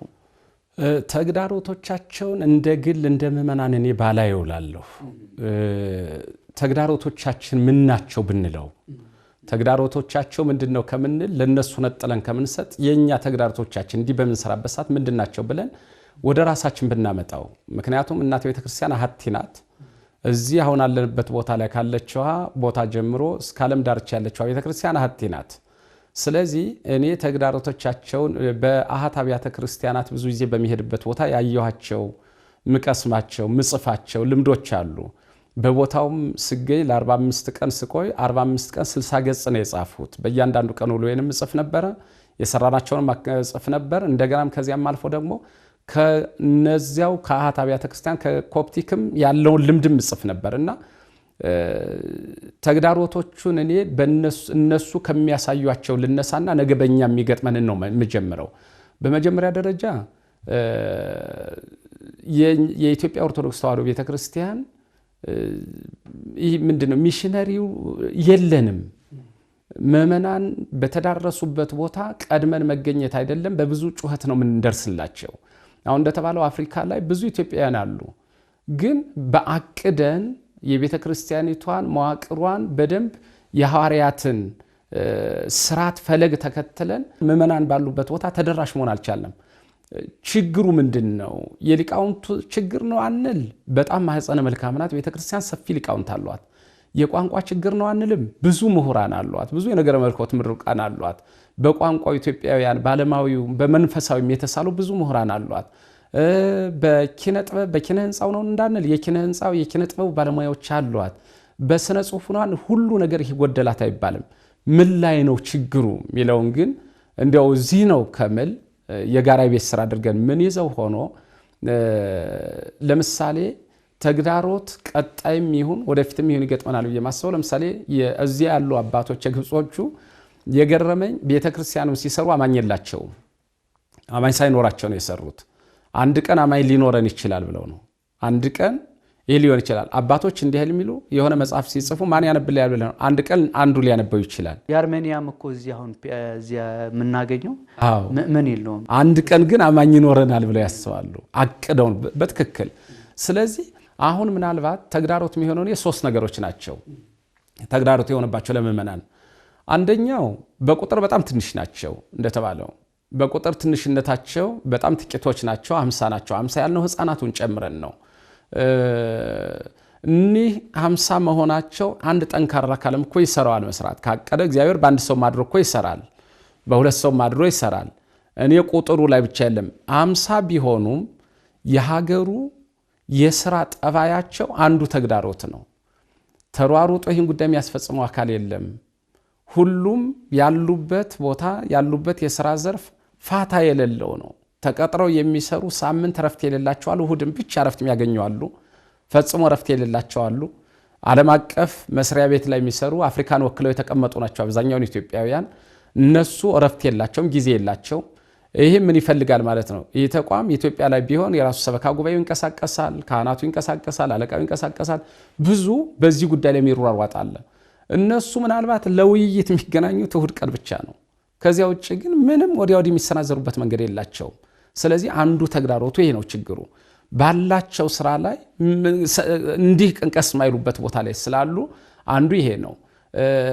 ሌላው ሙቀቱ ቀላል አይደለም። ሙቀቱ በጣም ከባድ ነው፣ በጣም ከፍ ያለ ነው እና እሱም በራሱ ዝንጎ ያደርጋል እኮ አንዳንድ ጊዜ። ሙቀት ሀገር ላይ ያሉ ሰዎች ብዙ ጊዜ ምንድነው የሚፈልጉት? ረፍት ሊፈልግ ይችላል፣ ጥላ ቦታ ሊፈልግ ይችላል። ብዙ እንትን አይልም። ሙቀቱ ራሱን የቻለ እንትን ነው። ምእመናን ያሉበት መንደር አንድ ሰብሰብ ያለ ቦታ ነው። በየመስሪያ ቤታቸውና የገበያ ማዕከል ባለበት አካባቢ ነው ያሉት። መስሪያ ቤቱ ካለበት አካባቢ ተከራይተው ስለሚኖሩ ይሄ ትንሽ ሳብ ይላል። እሁድ ቀን ከሆነ ነው ምናልባት 30 ደቂቃ 20 ደቂቃ ከዚያም በላይ ነድተው መሄድ የሚቻለው ቦታው ለመድረስ። አሁን ግን ከሰኞ ጀምሮ እስከ ቅዳሜ ባለው ግን ክራውድ ነው። 2 ሰዓትም ላይ ደረስ ይችላል፣ 3 ሰዓትም ላይ ደረስ ይችላል። ይሄ አንዱ ተግዳሮት ሆነባቸውና ምን እናድርግ? ያን እንደገና የምንጠቀመው ይሆን? ምናልባት መሀል ከተማ ላይ አንድ ትንሽ ቦታ እንግዛ ይሆን? ደግሞ አቅም የለንም የሚሉም ውዥንብሮች አሉ፣ ማለት ሐሳቦች አሉ፣ ውይይቶች አሉና እንዲህ የመሳሰሉ አንደኛ ትንሽ መሆናቸው፣ ሁለተኛ እኛ እንሰራዋለን ወይ የሚለው፣ ሶስተኛው ደግሞ የቦታው ርቀት የመሳሰሉት ነገሮች ምናልባት ተግዳሮት ሆነውባቸዋል ብዬ አስባለሁ። በደንብ ከታሰበበት ቅድም እርሶም እንዳብራሩት የሞከሩት ሙከራ ፍሬ አፍርቶ ይህን ያህል ስፋት ያለው ቦታ ከተሰጠ አሁን እኮ የምናስበው ቅድም እርሶ እንዳሉት ለ50 ኢትዮጵያውያን ብቻ አይደለም። ራሳቸው ኮትዲቫሪያውያን ጥያቄ ያላቸው ወደ ኢትዮጵያ ኦርቶዶክሳዊት ተዋሕዶ ቤተክርስቲያን ለመመለስ ታዲያ ምን ይዩ? ምንስ ቅድመ ሁኔታ ይቀመጥ? ኢትዮጵያ ኦርቶዶክስ እንደ ቅርንጫፍ ጽሕፈት ቤት እዚህ ሆነ አይደለም፣ በርቀት አይደለም። እዛው የሚያዩዋት የሚሰሟት በትምህርቷ መለወጥ አለባቸውና ይህንን ማድረግ በጣም ምክንያቱም አባቶቻችን የአብያተ ክርስቲያናት ጉዳይ አሳስቧቸው ብዙ ሲጥሩ እነ ጎርጎርዮስ ዘንዚናዙ እኮ በድንኳን ውስጥ ነበር አይደለ? በቦታቸው ውስጥ በጣም ብዙ ሰው ሲመልሱ የነበረ ከዛ እየተስፋፉ ሲሄዱ በእነሱ ጽኑ አለትነት ላይ መሰረትነት ላይ የቤተ ክርስቲያን ጠንካራ መሰረት ሆኖ እንግዲህ በዚህ ሰዓት ላይ የሚጠራው አስተምህሮታቸው ቤተ ክርስቲያኒቷ በጠንካራ ሁኔታ ትጠቀሳለች። እኛም ከዛ ያለንን እንደ ግብጽ እኮ ከኛ በኋላ ተነስታ ነው ይሄ ሁሉ ስፋት ያለው አገልግሎት የምትሰጠው። በማርቆስ ተሰብከው ኦሪት ምን እንደሆነ በደንብ ሳይረዱ ሳይማሩ በራሳቸው ማንነት ውስጥ ኖረው መጨረሻ ግን በዚህ ሰዓት ላይ ስንመለከታት በጣም ሰፍታለች። ብዙ ጊዜ ሀቢብ ጊዮርጊስ ሲነሳ ከሰንበት ትምህርት ቤት ብቻም ሳይሆን ግብጽ ምን መሆን አለባት፣ የምዕራባውያን ቅሰጣ፣ የቁስጥንጥንያ ትምህርት ቤት ተጽዕኖች እንዴት አድርገን ነው ምን ለውጠው ሲባል 84 የትምህርት ማዕከላት ገነባ። ካህናት ምን ያስፈልጋቸዋል አለ። በገጠር በከተማ በዛ አልቆመም፣ ራእያቸው ቀጠለ። ይሄ የምናወራው የሩቅ ዘመን ታሪክ አይደለም፣ አሁን በቅርብ ጊዜ የተፈጸመ ታሪክ ነውና በሰሜን አሜሪካ በሁሉም ቦታ ግብጽ ቤተክርስቲያኒቷን ይዛ ትመሰርታለች። ሲሄዱ አገልጋዮቿ ይማራሉ፣ ባይተዋር አይሆኑም፣ ትምህርቶቻቸው ጠንካራ ይሆናሉ። ይሄንን ተልኮ ደግሞ ለኢትዮጵያ ኦርቶዶክሳዊት ተዋሕዶ ቤተክርስቲያን ይሰራል፣ ተሰጥቷታል፣ መስራት አለባት። ጅማሮች ካሉ ታዲያ ይሄን አይነት እንቅስቃሴዎች ካሉ ምን አይነት ፕሮጀክቶች አሉ? ምንስ ነድፋቸዋል? ሰው በምን አይነት መልኩ ቢረዳችሁ ይሄን አገልግሎት ማሳካት ይቻላል የሚለውን ብንመለከት በጣም ጥሩ። ከዚህ ካደረስነው ምናልባት ይህንን ጥያቄ በቂ ነገር ሊመልስ የሚችለው ሀገረ ስብከቱ ነው። ከዚህ በኋላ እያንዳንዱ እንቅስቃሴ ያለ ሀገረ ስብከቱ ፈቃድ ላይሆን ይችላል። ሀገረ ስብከቱ በሚጽፋቸው ደብዳቤዎች፣ በሚያከናውናቸው ተግባራቶች፣ በሚሰራቸው ስራዎች ነው። የሀገረ ስብከቱ ነው ትልቁ ኃላፊነት። አሁን ከዚህ ስላደረስነው በዚህ ሚዲያ ቴሌቪዥን መታየቱ የበለጠ ዋጋ ስላለው የበለጠ ምዕመናን በምን መታገዝ አለባቸው የሚለው መልእክት ለማስተላለፍ እንጂ ከዚህ በኋላ ትልቁ የሀገረ ስብከቱ ስራ ቢሆንም ያቀድናቸው እቅዶች በመሰረቱ ሰፊ ናቸው። ምዕመናኑ በእርግጥ የቦታው ተወላጆች ወይም ደግሞ የሀገሪቷ ተወላጆች ወደዚህ ለመመለስ በጣም ዝግጆች ናቸው። ገና ወንጌል አልተሰበከላቸውም። ሐዋርያ ሳይላክላቸው እንዲሁ ዘው ብለው መግባትም ይፈልጋሉ። ከሚፈልጉት መካከል በወቅቱ በዓሉን ያከበርን የመሰረት ድንጋይ የተቀመጠ ዕለት ብፁዕነታቸው ቀድሰው አቁርበው በዕለቱ ይህ ስርዓት በተከናወነበት ዕለት መቼ ነው የሚሰራው ወደዚህ አምልኮት መምጣት እንፈልጋለን ያሉት። አሁንም ቦታውን የሚንከባከቡ ታጥሩ እንዲታጠር ሩጫ ላይ ነው ያለው። ብዙ እቅዶች አሉን። ተክሎቹ እንዲተከሉ የቦታው ተወላጆች ነው ለጊዜው የተቀጠሩ ቦታው ላይ እና በጣም የደስታቸው አዲስ ነው የሆነባቸው። አንደኛ ሥርዓተ ቅዳሴውን ሲያዩት፣ ሁለተኛ ምዕመናን ነጭ በነጭ ለብሰው ሲያስቀድሱ፣ ሶስተኛ ያለው ስርዓት ቤተክርስቲያኒቷ ሰማያዊ አገልግሎቷ የተረጋጋ በጣም በወቅቱ ያደርጉ የነበረው የመንግስት አካላት ጥበቃ ያደርጉ የነበረው የአካባቢው ነገሮች ሁሉ እነዚህን የመሳሰሉ ነገሮች በጣም ጠንካራ መቼ ነው የሚሰራውና ወደዚህ አምልኮት መግባት እንፈልጋለን የሚለውን ዛሬ ጀምሮ ጥያቄ አቀርበዋል። ቤተክርስቲያኑን ሊሰራ የሚችል ቤተክርስቲያኗን ነገ እጥፍ ሊያከናውናት እዚያች ሀገር ላይ በአንድ ቤተክርስቲያን ሰው በብዙ አብያተ ክርስቲያናት የታነጸች ከተማ እንድትሆን ያን ፕሮጀክት ነው ያሰብነው። ከምዕመናን ጋር ያደርግነው ውይይት ይህንን ነው። ማጽደቅ፣ ወደ ስራው መግባት፣ መከታተል፣ ጉዳዩን ማስፈጸም የሀገረ ስብከቱ ነው። ለጊዜው ግን ምዕመናን ጋር ያደረግነው አሁን ቤተክርስቲያን መቃኘው፣ ከዚያ ቤተልሔም አለ፣ እዚያ እንግዳ ማረፊያ አለ፣ ከዚያ በኋላ ምዕመናን አለ፣ መካነ ጸበሉ አለ። ምን የሚሉትን ነገሮች ወሳኝ ናቸው ምላቸው አንድ ቤተክርስቲያን ሊያሰኛት የሚችለውንና ቤተክርስቲያኗ ሲመረቅ እንደ ስርዓተ ቤተክርስቲያን ምን ሊሟላ ይገባል የሚል ቀኖና ቤተክርስቲያን አለ። አንድም ቤተክርስቲያን አንድ ሊቀ ጳጳስ ሲመርቁ ሊሟሉ የሚገባቸው ነገሮች መሟላታቸውን ካረጋገጡ በኋላ ሊመርቁት የሚለው እዚያ በኋላ ይቀድሱት ያክብሩት የሚለው ያ ቤተክርስቲያን የሚቀደሰው ያ ቤተክርስቲያን ከዚህ በኋላ ስብሐተ እግዚአብሔር ይከናወንበት ተብሎ የቃል ኪዳኑ ታቦተ ሕግ ወደዚያ ገብቶ ስርዓተ አምልኮት የሚፈጸምበት ሊሟሉ የሚገባቸው ወሳኝ ጉዳዮች አሉ። እነሱን ነው የመጀመሪያው። ከዚያ ቀጥለን ግን መካነ አእምሮ ላይ ነው እናተኩረው የሚል ነው። መካነ አእምሮ የትምህርት ማዕከል ይኖረን፣ የትምህርት ተቋም ይኖረን፣ በተለይ ለዜጎቹ ሰፊ የሆነ በቋንቋ ትምህርቱ እንዲዘረጋ ትምህርት ማዕከል እንዲኖረን። በዚያ ብቻ አይደለም፣ ሌላ ቦታም ቢሆን ቦታ ተገዝቶ ትምህርት ቤት ይኖር። የዚያ ቦታ ያለውን ዲያቆን የኢትዮጵያን ገዳማት የማስጎብኘት የአብነት ትምህርት ቤቶቹን የማሳየት እንዲያው እግር መንገዱን ምን ያስፈልጋል የሚለውን አንዱን የቤት ስራ የሚወስደው ማህበሩም ስለሆነ መመጣበት ሆኖ የትምህርት ተቋም አንዱ ነው። ከዚያ በመቀጠል ደግሞ በጣም ሀገሩ ውሃን በተመለከተ መብራት በተመለከተ በጣም ውድ ነው። በጣም ካቅም በላይ ነው። ምዕመናን አሁን ስጋት የሆነባቸው ቤተክርስቲያኑን ሰርተን ቤተክርስቲያኑ በምን ይተዳደር ይሆን የሚል ስጋትም አላቸው። አንድ የገቢ ምንጭም ደግሞ ቤተክርስቲያኑን ሊያውክ የማይችል ለቤተክርስቲያኑ ማይሆን የቤተክርስቲያኑ ስርዓት የሚጠብቅ ነገር ግን ስርዓት ያለው አንድ የገቢ ምንጭ ቦታው ላይ ምን እንሰራለን ብለን እናስባለን። ምክንያቱም የተቀመጠበት ቦታው አራቱ ማዕዘን መስቀለኛ ቦታ ላይ ነው የተቀመጠው። የሚያገኘው አዋሳኝ መንገዶች 3 ቦታ ነው የሚያገኘው። አንደኛ አደባባይ አለ። አደባባዩን ይዞርና ወደዚህ ሲሄድ የሚያገኘዋል፣ እንደዚህ ሲሄድ የሚያገኘዋል፣ እንደዚህ ሲሄድ የሚያገኘዋል። መሐሉን ቦታ ነው ያዘው ይህ ቦታ። ስለዚህ ወሳኝ ቦታ ላይ ነው ያለው። አደባባዩን ዞሮ የሚገባው ቤተክርስቲያን ነው። ወደዚያ ሲሄድ የሚገባው ቤተክርስቲያን ነው። በዚያ በኩል ቢሄድ የሚገባው ቤተክርስቲያን ነው። ስለዚህ ቤተክርስቲያኑ በጣም የሚገርም ቦታ ቁልፍ ቦታ ስለያዘ የትምህርት ማዕከል ይሁን ቢባልም አዲስ እየተመሰረተ ያለ አዲስ ከተማ ነው አካባቢው። ልጆቻቸው ነገ በስርዓተ ትምህርቱ መንፈሳዊ ዓለማዊ ትምህርት እንዲኖር ነው የምንፈልግ። ግሪኮቹ በብዙ ቦታ ይሰራሉ። የኛም ዓለማዊ ትምህርትም በቦታው ዓለማዊ ትምህርት ቤት እንዲኖር፣ ምክንያቱም በቦታው ላይ ያሉ ዓለማዊ ትምህርቶች በጣም ትውልድን የሚፈትኑም ስለሆኑ ጥናቱንም ስለወሰዱ ጉዳዩንም ስለሰማሁ ልጆቻቸው ምን ያህል ፈተና እንደሚገጥማቸውና ልጆቻቸው ላይ ያለውን ተጽዕኖ ስለሚነግሩን ስርዓት ያለው ትምህርት ቢቀረጽ ኢትዮጵያውያን አሉ፣ ትውልድ ኢትዮጵያውያን አሉ፣ ኤርትራውያን አሉ፣ ምሁራን አሉን። ችግር የለብንም። በዚያ ገብተው በቋንቋ በብዙ ዓለማት ያሉ አሉን ምሁራን ገብተው እንዲያስተምሩ ዓለማዊ መንፈሳዊው ትምህርት ቤቶች እንዲኖሩ መካነ አእምሮ ላይ የገቢ ምንጭ እንዲኖረው ራሱን የቻለ ነው። በውስጡ ግን ስርዓተ አምልኮት የሚፈጸምበት ራሱን የቻለ ነው። ከዚያም በመቀጠል በአካባቢው ላይም ደግሞ ያለንን ግንኙነት የተጠናከረ እንዲሆን በዓላትን ጠብቀን ነዳያንን መመገብ ሊሆን ይችላል። በአካባቢ ያሉ እስረኞችን መጠየቅ ሊሆን ይችላል። ስደተኞችን መጠየቅ ሊሆን ይችላል። ከአካባቢው ወይም ደግሞ በዚያን ወረዳ በእኛ ወረዳ እንበለው ወይም ክፍለ ከተማ እንበለው ካለው የመንግስት አካላት መጥተው ስለነበረ የመሰረት ድንጋዩ ሲጣል ቦታው ላይ ተገኝተው ንግግር አድርገው መሰረት ድንጋዩም እንዲጣል ያደረጉትና አብረው ይዘው ከብፁዕነታቸው ጋር ያስቀመጡት ከአምባሳደር ጋር ሆነው እነዚያም አካላት ስለሆን ከነሱ ጋር የበለጠ ግንኙነታችን እናጠናክርና የኢትዮጵያ ኦርቶዶክስ ተዋሕዶ ቤተክርስቲያን ማናት እንዲናት እንዴ ብለው ሀገርነቷ እንዲታወቅላት ዓለም አቀፋዊነቷ እንዲታወቅላት ስርዓት ያላት መሆኗን እንዲታይ ለማድረግ እሱም አንዱ እኒህን ነዳያን የምንሰበስብበት ስርዓት አምልኮትም ስንፈጽም ስብሰባም ስናደርግ ሰንበት ትምህርት ቤትም እናዋቅርበትን አዳራሽም አንድ ይኖረናል ብለን በውስጡ የያዝናቸው ከ7 ከ8 በላይ እቅዶች ናቸው።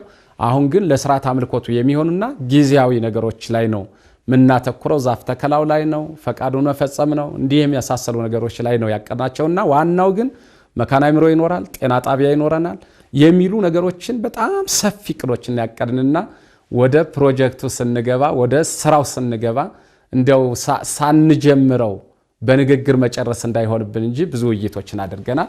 ትልቁ ስራ ግን የሀገረ ስብከቱ ነው የሚሆነው። መልካም እንግዲህ በጣም ወሳኝና መሰረታዊ የሆነ ነገር ሲነሳ ያው የሁሉም ኃላፊነት መተባበር ከሌለ እንደምንመለከተው ነው። አሁን ያነሱት ሐሳብ አይነት ለምሳሌ ከዚህ ቀደም ወደ መስከረም ጥቅምት አካባቢ አንድ በደቡብ ኮሪያ የሚገኙ እንደዚሁ ትውልደ ኢትዮጵያውያን የቤተክርስቲያንን አገልግሎት ለማግኘት በዚህ ልክ የተቸገሩበት አጋጣሚ ነበረ። የጌታችን ትንሣኤን ኦንላይን ብቻ ለማክበር የተገደዱበት ያውም በግሪክ ቤተክርስቲያን የኢትዮጵያን መመስረት እንፈልጋለን ብለው እንቅስቃሴ ሲጀምሩ ወደው ፈቅደው አድንቀው የራሳቸውን ሰጥቷል። በስርዓት አንድ የማንሆንባቸው በርካታ ነገሮች አሉ። ግን ቤቱን ግን የራሳቸውን ስርዓት ይዘው የነሱ የይዞታ ላይ እንዲጠቀሙ ሁሉ እስከ መፍቀድ በጣም እንደው ጓጉተው ቤተክርስቲያኒቷ ምን አይነት ናት ስንናፍቃት። በዓለም ላይ እኮ ያለችው ጥንታዊት ቤተክርስቲያን እኮ ኦርቶዶክስ ቤተክርስቲያን ናት ባካችሁ ብለው ነው የፈቀዱላቸውና እንቅስቃሴዎች ከተጀመሩ መስራት ከተፈለገ መስራት ይቻላል። እንኳን አይደለም በዛ ያሉት እኮ እንደው መጋቢ ሐዲስ የሚያሳዝነው ቤተክርስቲያን ሁሉም ነገር ያላት ባለ መስራቷ ብዙ ምእመን ታጣለች። በዚህ ደግሞ ጥያቄ አለባት። እንደ ክርስቶስ እኮ ደሙን ከጃችሁ ፈልጋለሁ ይላል አይደለ? ማስተማር ግዴታ ነው። እንኳን አይደለም በዛ ያሉት አንድ ጊዜ በሰራ ነው ዝግጅት ላይ ዳሰሳ ስናደርግ ጊዜ ገጠር የተዘጉት አብያተ ክርስቲያናት እዚህ ኢትዮጵያ ውስጥ እንኳን ለማስከፈት ከዛ ባሉት ዩኒቨርሲቲዎቻችንና ኮሌጆቻችን ኮታ ተሰጥቷቸው የሚመጡት ያሳዝናል ቢሰሙ እንኳን እንደዛ ላሉት። በቀደመው ግን ስንመለከት በነገስታቱ ዘመን እንኳን አይደለም በቤተ ክርስቲያን አፍሪካዊ አንድነት ለማምጣት የመጡት መሪዎች አዲስ አበባ ዩኒቨርሲቲ ተምረው የውጭ እንትኖች ሲመጡባቸው ወደ ኢትዮጵያ መጥተው ተምረው አገራቸውን ነፃ ለማውጣት ጥረት ያደርጉ ነበር። ቤተክርስቲያኒቷ ይሄን ብቻ አይደለም። በተለይ በ1960ዎቹ ውስጥ ብፁዕ ወቅዱስ አቡነ ቴዎፍሎስ በተደረገባቸው ግድያ የአፍሪካ አብያተ ክርስቲያናት ህብረት ወደ ኢትዮጵያ መጥቶ ጠንካራ ጥያቄዎች ይጠይቅ ነበር በነበሩት ዲፕሎማሲያዊ ግንኙነት ማለት ነው። አሁን ግን የውጭ ግንኙነት አለ ይባላል። ዲፕሎማሲያዊ ግንኙነት ቤተክርስቲያኒቷ እኮ ራሷ ወደዛ ሄዳ ራሷን እንዳትሸጥ የሚፈልጓትና የሚናፍቋት ደግሞ ወደ ራሷ እንዳታመጣ ስም ብቻ ይዘን ትምከት እንዳይሆንብንም ስጋት ስላለብኝ ነው። ይሄ ስል እኔ የውስጤም ቁጭት ስለሆነ ነው። ምክንያቱም የሚወጡት አንቀጾች ሰዎች የሚያስተላልፉት መልእክት ኔልሰን ማንዴላ ከዚህ ቀደም እንዳቀረብ ነው የነጻነት መሪነታቸውን ለማረጋገጥ በሚያደርጉት ጥረት ውስጥ የኢትዮጵያ ኦርቶዶክሳዊት ተዋሕዶ ቤተክርስቲያን በተመሰረተችበት ስፍራ ላይ ቆመው ነው የተናገሩት። ምን ያህል ትምክህት በኢትዮጵያ ኦርቶዶክስ ተዋሕዶ ይሄ ሁሉ እየተሰማ እንቅስቃሴዎቹ በሚፈለገው ልክ አይደለምና ታዲያ ይሄን አጠናክሮ የተጀመረውን ፍሬያማ ለማድረግ ከቤተክርስቲያን ተቋማዊ ኃላፊነት ከመወጣት አንፃር አሁንም ጠንከር ያለ ኃላፊነት አለባቸውና ምን ይጠበቅባቸዋል? ከምእመናንስ ምን ይጠበቃል? በግል በቡድን ምን ያደርጉ የሚለውን የመጨረሻችን አድርገ ነው ማሳሰቢያውን በዚህ በጣም ጥሩ ነው። እኔ ይህንን ጉዳይ በጣም ጠንካራ አቋም፣ ጠንካራ ዓላማ፣ ጠንካራ እቅድ፣ ጠንካራ ራዕይ ይኑረን እላለሁ። ቤተክርስቲያን ለኔ የፈቀደችው የግብጽ ቤተክርስቲያን ብፁዕ አቡነ ሄኖክ ስንሄድ 2 ወር ያህል 3 ወር ያህል ደክመናል አልፈቅድም ብለው ለቅዳሴ እውነት ለመናገር እንዴ ለሊቀ ጳጳሱ ለምን ለቅዱስ ፓትርያርኩ ጋር አስፈቅዱ፣ ግብጽ ተደውሎ አስፈቅዱ፣ ምን ነው ውል ስምምነት አለን አይደል እንዴት እንድንባላለን የሚል በጣም ጠንካራ ምንም ላደርግ አልችልም ነው ያለን ቦታው ላይ ያሉት ካህን ምንም ላደርግ አልችልም እኔ አልፈቅድም አሉ። መጨረሻ ላይ ግን በቃ ወሰንና ድንኳን እንደኩነን እንቀድሳለን በሚለው ወሰነን ቦታው ላይ ቅዳሴ ቀድሰናል ስንል ነው። አንድ ቀን ቅዳሜ በቃ እንደው ትንሽ ጠንከራልነ ገብታችሁ ቀድሱ ግን ቀረጻው አይኖር ምን አይኖር ሚል ይህን ያህል መሆናችንን ሳይ በጣም ነው ምን ነው እንዴ ላላ ነው። ለምንድን ነው አንድ ሊቀ ጳጳስ ተገኝቶ እንዴት እንዲህ ሊባል ይችላል? ለኔ ለ2 ወር ያህል የፈቀዱ ሰዎች እንዴት ለአንድ ሊቀ ጳጳስ ቢላሉ የሚለውን ሐሳብ እስከማሰብ ድረስ ደርሰናልና አሁንም እንቅስቃሴው በጣም ጥሩ ነው። ቁጭቱ አለ፣ ጠንካራ ጉዞዎች አሉ። ባለፈውም አይቻለው ማላዊ ላይም እንደዚሁ የምስራቅ አፍሪካ ሀገረ ስብከት ብፁዕ አቡነ ማቴዎስ ያሉበት ሊቀ ስዩማን ብንያም ያሉበት በጣም ጠንካራ እንቅስቃሴና ምዕመናኑ በሚገርም ቁጭት ሲናገሩ የሰማሁበትና የማላዊ ዶክመንታሪ ፊልም እያየሁ ነበር። ዩቲሲ ላይም እንደዚሁ ገና አዲስ ደው እየመሰረቱ ነው ያሉትና አሁንም ቢሆን እኔ እንደ ተቋም በጣም ግዴታችንን አለብን ብዬ ማስባው እነዚህ ምዕመናን መጨነቅ የለባቸው። መዚህ በኋላ እንዴት መስራት አለብን ማለት የለባቸው። መደነቅ ያለባቸው፣ መወደስ ያለባቸው፣ መመስገን ያለባቸው ክርስትናቸው እስካሁን ጠብቀው መያዛቸው ነው። ሐዋርያ ሳይኖራቸው፣ ካህን ሳይኖራቸው፣ አባት ሳይኖራቸው፣ መክራቸው ሳይኖር ምናልባት አልፎ አልፎ በ2 ወር አንዴ እንደው ነው ደህና ናችሁ ምትል መልእክት ነው እንጂ መሰረታዊ ትምህርት እንኳን አይደለም እኮ እየሰጠናቸው ያለ ነው እና ክርስትናቸውን መጠበቃቸው ልጆቻቸው ወደ ሌላ አምልኮት እንዳይሄዱባቸው የጽዋ ማህበር ላይ ወስነው መዝሙር ዳውንሎድ አድርገው አስጠንተው እንዲህ ባለው ሁኔታ ካስተማሩ ከዚህ በኋላ ተረክቦ ተቋሙ በአግባቡ ሊሰራላቸው ይገባል እላለሁ። እኔ አንደኛ ስራ ብለው ተቋማዊ ስራው ከላይ ጀምሮ እነዚህን ሰርፕራይዝ መደረግ ያለባቸው እኮ ቤተክርስቲያን ሰርተን ገንብተን ማስረከብ ነው። ሌሎቹ ለምንድን ነው ቤተክርስቲያን ስር እኮ አይሉም። ሌሎቹ ቤተ አምልኮቶች ተቋማቸውን ሰርተው አዳራሹን አዘጋጅተው ነው የሚወስዷቸው። እኛ ለምንድን ነው አማኞቻችንን ቤተክርስቲያኑ እኛ መስራት ያልቻልነው? ለምንድን ነው ከነሱ ምን ጠብቀው? ስለዚህ ከላይ ጀምሮ አፍሪካ ላይ ትኩረት ሊሰጠው የሚገባው አንደኛ አፍሪካ ተኮር ራሱን የቻለ መዋቅር ይኑረው። በቃ እኔ አሁን በተደራቢ እንዲው ሀገረ ስብከቱ ዝም ብሎ እንዲህ ባይሆን አፍሪካ ላይ ሊሰራ የሚችል አንድ ቲም ኖሮት በዓለማዊ ዕውቀትም በሳል ምሁራን ተጨምረውበት በመንፈሳዊ ሊቃውንቱ ተጨምረውበት አባቶች በሚያወጡት ሕግ ሆኖ ራሱን የቻለ ሚሽን ተሰጥቶት ይህንን አፍሪካ ተኮር ጉዞ ይኑረን የሚል አለኝ። ያን ጊዜ ይህንን ከሰራ ባለሀብቱ ቤተክርስቲያኑ በመስራት ዕውቀቱ ሙያውን አስተዋጽኦ በማድረግ ባለ ቴሌቪዥኑ በማድረግ ሁሉም በየሙያው ከተረባረበ ትኩረት ይሰጠው። እኒህ ምዕመናን አሁን እንግዲህ በቃ የሚጠብቁት አሁን መቼ ነው የሚሰራ ቤተክርስቲያን ሊሆን ይችላል። ገና እኛ ደውለን ነው የሚመጡ ሊሆን ይችላሉ። እኛን ለመጥራት ምናልባት ትራንስፖርቱ ይሞላልን ይሆን አይሞላልን ይሆን ሊሉ ይችላሉ። ይህን ያህል መጨነቅ የለባቸውም እላለሁና አንድ ተቋሙ ቅዱስ ሲኖዶስ ሀገረ ስብከቱ ትኩረት ሰጥቶ ብፁዕነታቸው የገቡት ቃል አለ። ትኩረት ሰጥቼ ይህንን ቦታ እንግዲህ በልዩነት አየዋለሁ ነው ያሉት። ያንን ወርደው እስከታች ድረስ ስራውን ይስሩት። የሚመለከተውን አካል ጠንካራ አካል ያስቀምጡ። ጠንካራ የሚሰራ ሰው ይሹሙበት። በቦታው ላይ በጣም ጠንካራ ትኩረት ሰጥቶ ራሱን ባዶ አድርጎ የሚሰራ አካል ማዘጋጀት ነው አንዱ ለምዕመናኑ አብነት የሚሆናቸው አራያ የሚሆናቸው አካል ማስቀመጥና መስራት አንድ። ሁለተኛ በእውቀት ደረጃ ደግሞ እውቀት ተኮር ነገር ልጆቻቸው ለምሳሌ ክረምት ላይ ለረፍት ይመጣሉ። ማህበሩ ይህንን ታርጌት አድርጎ እንደ ማህበረ ቅዱሳን ልጆቻቸው በማስተማር ደረጃ በቀጥታ የሚመጡ ልጆችን ብንሰጥና ልጆቹን 1 ወር የሚሆን 2 ወር የሚቆዩ ከሆነ የማስተማር ስራ በገና የሚማሩትን በገና፣ መዝሙር የሚማሩትን መዝሙር፣ መሰረታዊ ትምህርት የሚማሩትን መሰረታዊ ትምህርት የማስተማር ስራ ቢኖር ይህ ትስስር ይኖር። ሶስተኛው ቴሌቪዥኑ ሁልጊዜም ቢሆን ከነሱ ጋር ኮሙኒኬት እየተደረገ የሚያስፈልጋቸውን ነገሮች የሚያስተላልፉት ነገር ሲኖር እንደዚሁ ተደራሽ እንዲሆን በሚሰሯቸው ነገሮች ከጎናቸው ቢሆን። ከዚያ ውጭ ደግሞ ባለሀብቱም ይህንን የሚሰማው 50 ከሆኑ አንዳንድ ሰው ምን ይላል? አይ እንዴት ውጭ ላለ ሰው እንረዳለን ይላል። በውጭ ያለ ሰው እኮ በችግር ያለ ሰው እኮ ነው። ውጭ ሀገር ማለት ባለሀብት የሚኖርበት ብቻ አይደለም። ተቸግሮ ነው የሚሄደው፣ ሰርቼ ያልፍልኛል ብሎ ነው የሚሄደው። እና በውጭ ዓለም ላይ ያየ ሰው የዕለት እንጀራ የሌለውም አለ እኮ እዚያ ሆኖ። ይህንን ቤተክርስቲያን ከሀገር ማልፎ በውጭ ዓለም መስራትን በሀገር ውስጥ ያለ ባለሀብት በውጭ ዓለም ለምሳሌ አንድ ምሳሌ እንገር ሳላጠቃለው ማልናገረው እንደው ሲያልቅ ልናገረው እንደዚሁ ይህን የመሰለ ወደ አንድ ሀገረ ስብከት ሄዳለሁ። ያኛው ግን ሀገረ ስብከት የለውም፣ ወደ ገሌ የሚባል የለም። እና ሲሄድ ምንድን ነው ያደርጉት? ሰንበት ትምህርት ቤቱን ለማደራጀት የሰንበት ትምህርት ቤት አልባሳት ለምኜ ነው የሄዱት። 12 ልብሶችን የሰጡኝ የቦሌ ሆህተ ብርሃን ቅድስት ማርያም ሰንበት ትምህርት ቤት ነው የሰጡኝ ልብስ። እኛን ልጆቹ እንግዲህ ቤተ ወጪዎች ናቸው። ያለብሰው ሲዘምሩ የደስታቸው ወሰን የለውም። ሰንበት ትምህርት ቤቱን መሰረቱት ማለት ነው። አሁን እዚህ አይደለም ሌላ ቦታ ነው። ከዚህ ቦታም ስሄድ አልባሳት የገዙ 80 ሺህ ብር አውጥተው አልባሳት የገዛልኝ አንድ ንስሐ ልጄ ነው። መጻሕፍትን እየገዙ ያሉ ልጆች ናቸው። ስለዚህ ይህንን መርዳት በተቻለ መጠን ማገዝ የተሻለ ደረጃ ላይ ማድረስ። ስለዚህ ሀገረ ስብከቱ እንደ ሀገረ ስብከቱ ጠንካራ በተዋቀረው ሀገረ ስብከት ያልተዋቀሩ ሀገረ ስብከቶችን አውጥቶ ቤተክርስቲያን የመስራት ስራ የሚያስፈልገውን ነገር መካነ አእምሮ ላይ ትምህርት ተኮር ለልጆቹ ኮርስ የሚሰጥበት በርቀትም ትምህርቱ የሚዘጋጅበትን በመሰረተ ልማቱ ባለሀብቱ ራሱን የቻለ የሚያግዝበትን በቴሌቪዥኑም አድሬሱ ተጠቅሶ ነገ ጠንካራ ስራ የሚሰራ ከሆነ ገቢ የሚደረግበት መንገድና ይህ ቢሆን የበለጠ ስራ እንሰራለን፣ ትውልድ ማትረፍ እንችላለን። ሀገሪቷ ላይ ክርስትናውን ከአንድ ቤተክርስቲያን ብዙ አብያተ ክርስቲያናት አድርገን አቢጃን ኢትዮ አቢጃን ልትባል ትችላለች፣ ኢትዮ ኮት ዲቫር ልትባል ትችላለች።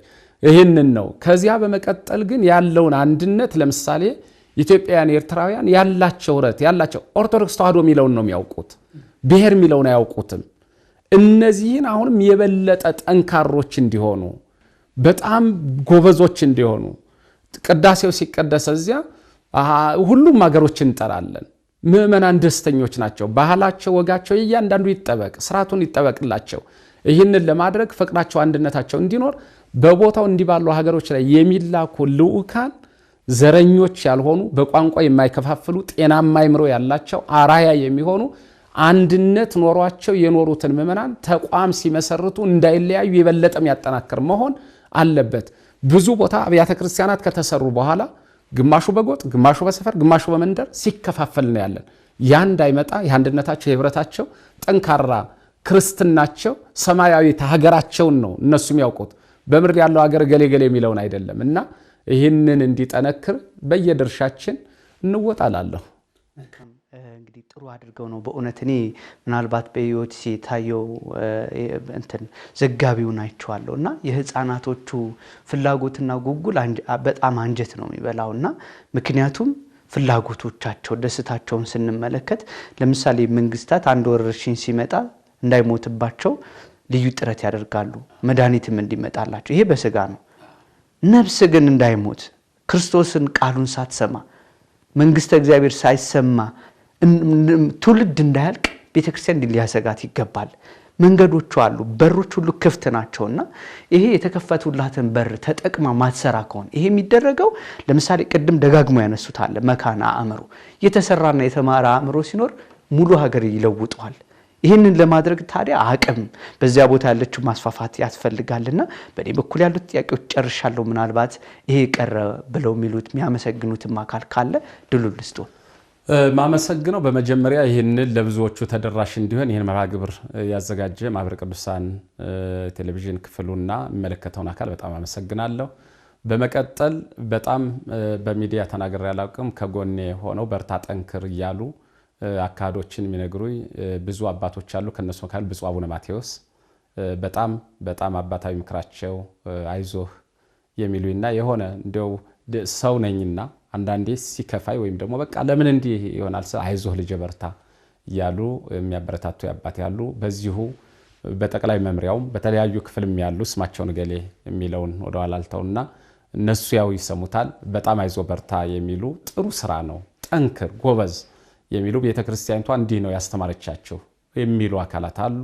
እነሱን አመሰግናለሁ። የመጨረሻው ግን በቦታው ላይ ክርስትናቸውን ጠብቀው ሃይማኖታቸውን ጠብቀው ከዚያም አልፈው ደግሞ ካህንን ፈልገው እንግዲህ ካህን ይላክልን ኢትዮጵያ እንኳን ካህን ይላክልን አይደለም አይል ያለችው የመጀመሪያዋ ሄዶ ሐዋርያ ሳይላክላት አምና የተገኘች ሀገር ነው። እነሱ ግን ከማመንም አልፎ እምነትን ከመጠበቅም አልፎ ደግሞ ካህን ይምጣልን ብለው ይህንን ስራ የሰሩ ምዕመናን አሉና እንዳይጨነቁ ነገ ቤተክርስቲያኗን ሳይሰሯት በሰላም በጤና በፍቅር ከኖሩ በኋላ ቤተክርስቲያን በሚሰራበት ሰዓት እንዴት ነው ልንሰራው የሚችል የሚል ጭንቀት እንዳይኖርባቸው አሁንም በዚህን የሚሰሙ ምዕመናን ባሉበት ቦታ እንዲያው በዚሁ እምነታቸው በዚሁ ጥንካሬያቸው በዚሁ መንፈሳዊ ህይወታቸው በዚሁ አንድነታቸው ህብረታቸውን ጠብቀው ፍቅራቸውን አጽንተው እንዲኖሩና ለዚህ ያደረሱ ምዕመናን የኮት ዲቯር ምዕመናንንም እጅግ በጣም አመሰግናለሁ። ይህን ካልሁ የመጨረሻው እንግዲህ ይህንን ቤተክርስቲያን ለፍጻሜ ለማድረስ በቀጣይ ምናቀዳቸውን ፕሮጀክቶች ምዕመናን የሚያቀዷቸውን ፕሮጀክቶች ልክ ሲጸድቁ ወይም አንዱን ፕሮጀክት እንግዲህ ቤቱም ሊሰራልን ይችላል። እዚህ ያሉ ኢንጂነሮች ያሉ መሰረቱ አሁን በነፃነት ስራ ያሉ ኮንቱር ማፑ ቀርቶብን ነው እንጂ እዚሁ አዲስ አበባ ያሉ በነፃ እንሰራዋለን አታስብ መምሪያ ያሉ ማህበሩም ተጨምሮበት እንደዚሁ ነገ ይችን ቤተክርስቲያን መቃኛዋንም ይሁን ለመስራት አንዱ ይሄ እንዲሆን ለማለት ነው። በጣም አመሰግናለሁ። እግዚአብሔር ይስጥልኝ። በኮት ዲቯር ያለውን ኤምባሲውን የኢትዮጵያ ኤምባሲ በዚያው ያሉትን የተራዱትን የሀገሪቷን ባለስልጣናት ቀጣይም ደግሞ ሊያግዙን የሚችሉ በጣም ጠንካራ ምዕመናን አሉ። በዚያ ከተናገሩት ምዕመናን አንዱ አቶ ዮሐንስ በተለይ ተቋሙን ከፍ አድርገው እንደሚሰሩልን ተስፋ ስለምናደርግ ቀጣይ ማለት ነው እጅግ በዚያው ያሉ ምዕመናንንም በጣም ማመስገን እፈልጋለሁ። አሁን በዚህ አንድነታቸው ለዚህ ያበቋት ይችን ቤተክርስቲያን እነሱ ናቸው። በእነሱ አድሮ ነው እኔ ምክንያት ነኝ እኔ አይደለሁም እነሱ ናቸውና እስከመጨረሻውም ድረስ እግዚአብሔር በበረከት እንዲጎበኛቸው በሃይማኖት እንዲያጸናቸው ልጆቻቸውንም በጥበብ ዕውቀት እንዲያሳድግላቸው መልካም ምኞቴን እገልጣለሁ። አመሰግናለሁ። ከልብ ነው ማመሰግነው። መጋቢ ሐዲስ ቀሲስ መንግስቱ እዚህ ተገኝተው በተለይም ኮት ዲቯር አቢጃን አካባቢ የተጀመረው የቤተክርስቲያን እንቅስቃሴ ምን ይመስላል? ምክንያቱም የቤተክርስቲያን ተልእኮ ለማስፋፋት በርሶም ይሁን በሌሎቹም የተጀመረው እንቅስቃሴ ማስፋት ቤተክርስቲያን ደስ ይላታል። የኢትዮጵያ ኦርቶዶክስ ተዋሕዶ ቤተክርስቲያን ጥንታዊ ስትባል ታሪክ ብቻ ሆና እንድትቀር ሳይሆን ለሌሎቹም ብርሃን መሆን ይገባታልና ለሚናፍቁት በቁጭት ውስጥ ላሉት መድረስ እጅግ የሚገባን ይህንን መልካም የምስራች ራሱ ማሰማት ደስ የሚያሰኝ ነው። ምናልባትም ቁጭ ብሎ እኮ ይህን እንቅስቃሴ መጀመሩ ያልሰማ ሊኖር ይችላል። ሊያግዝ የሚችል ሰው ካለ ተስፋ ይሆናልና እዚህ ምናልባትም በእንግሊዘኛ የሚተላለፍ ዝግጅት አለ እርሶም ይጠቁሟቸዋል እዛ ያሉት በህፃናቶቹ እንዲከታተሉ እንዳሉትም እዚህ ሲመጡ በህፃናትም ይሁን እንደደረሱበት መጠን ብቻ እነሱን ሊያሳትፍ የሚችል ሱታፌ ሁሉ ነገር እንግዲህ የሚመለከታቸው አካልም ስለሚሰሙ ያሳትፏቸዋል ብዬ ተስፋ አደርጋለሁ። መጥተው ያለውን ጉዳይ ስላስረዱ ከልብ ነው ማመሰግናለሁ። እግዚአብሔር ያክብረልን። ክቡራን ተመልካቾቻችን ስትከታተሉት የነበረው የወቅታዊ ዝግጅታችን በዚሁ መልክ መቋጫውን አግኝቷል ማለት ነው። የኢትዮጵያ ኦርቶዶክሳዊት ተዋሕዶ ቤተክርስቲያን አገልግሎት በምዕራብ አፍሪካዊቷ ኮት ዲቯር አቢጃን ከተማ የተጀመረውን አገልግሎት ምን ይመስላል? በዛ ያለውስ አገልግሎት የኢትዮጵያ ኦርቶዶክስ ተዋሕዶ ቤተክርስቲያን ምእመናንና እንደዚሁም የቤተክርስቲያኒቷን አስተምህሮ የሚፈልጉ አፍሪካውያን ወንድሞቻችን ፍላጎቶቻቸውና አሁናዊ ስሜቶቻቸው ምን ይመስላል? በዛ አገልግሎት ለመስጠት ያሉ ተግዳሮቶች ምንድናቸው? ምንስ ይቀራል? ምንስ ይሰራ? የማን ኃላፊነት ነው? ማን ምን ቢያደርግ የቤተክርስቲያን አገልግሎት መስጠት ይቻላል? በህይወት የምንካፈለው ብቸኛ ነገር ቢኖር ቃለ እግዚአብሔር እንዲሰማ ጥረት ማድረግ ነው። ይህ ብጽህናን የሚያሰጥ ጌታ ኢየሱስ ክርስቶስ ሲገለጥ የሚሸልመን ነውና የምትሰሙ ሁሉ የቻላችሁትን አድርጉ። ደሞ እንዲሳካ በጸሎታችሁ አግዙ። የሰማችሁት ይህን ይመስል ነበር። የተላለፈው መልእክት ይህ ነው። ስላደመጣችሁን ከልብ እናመሰግናለን። ቸር ቆዩልን።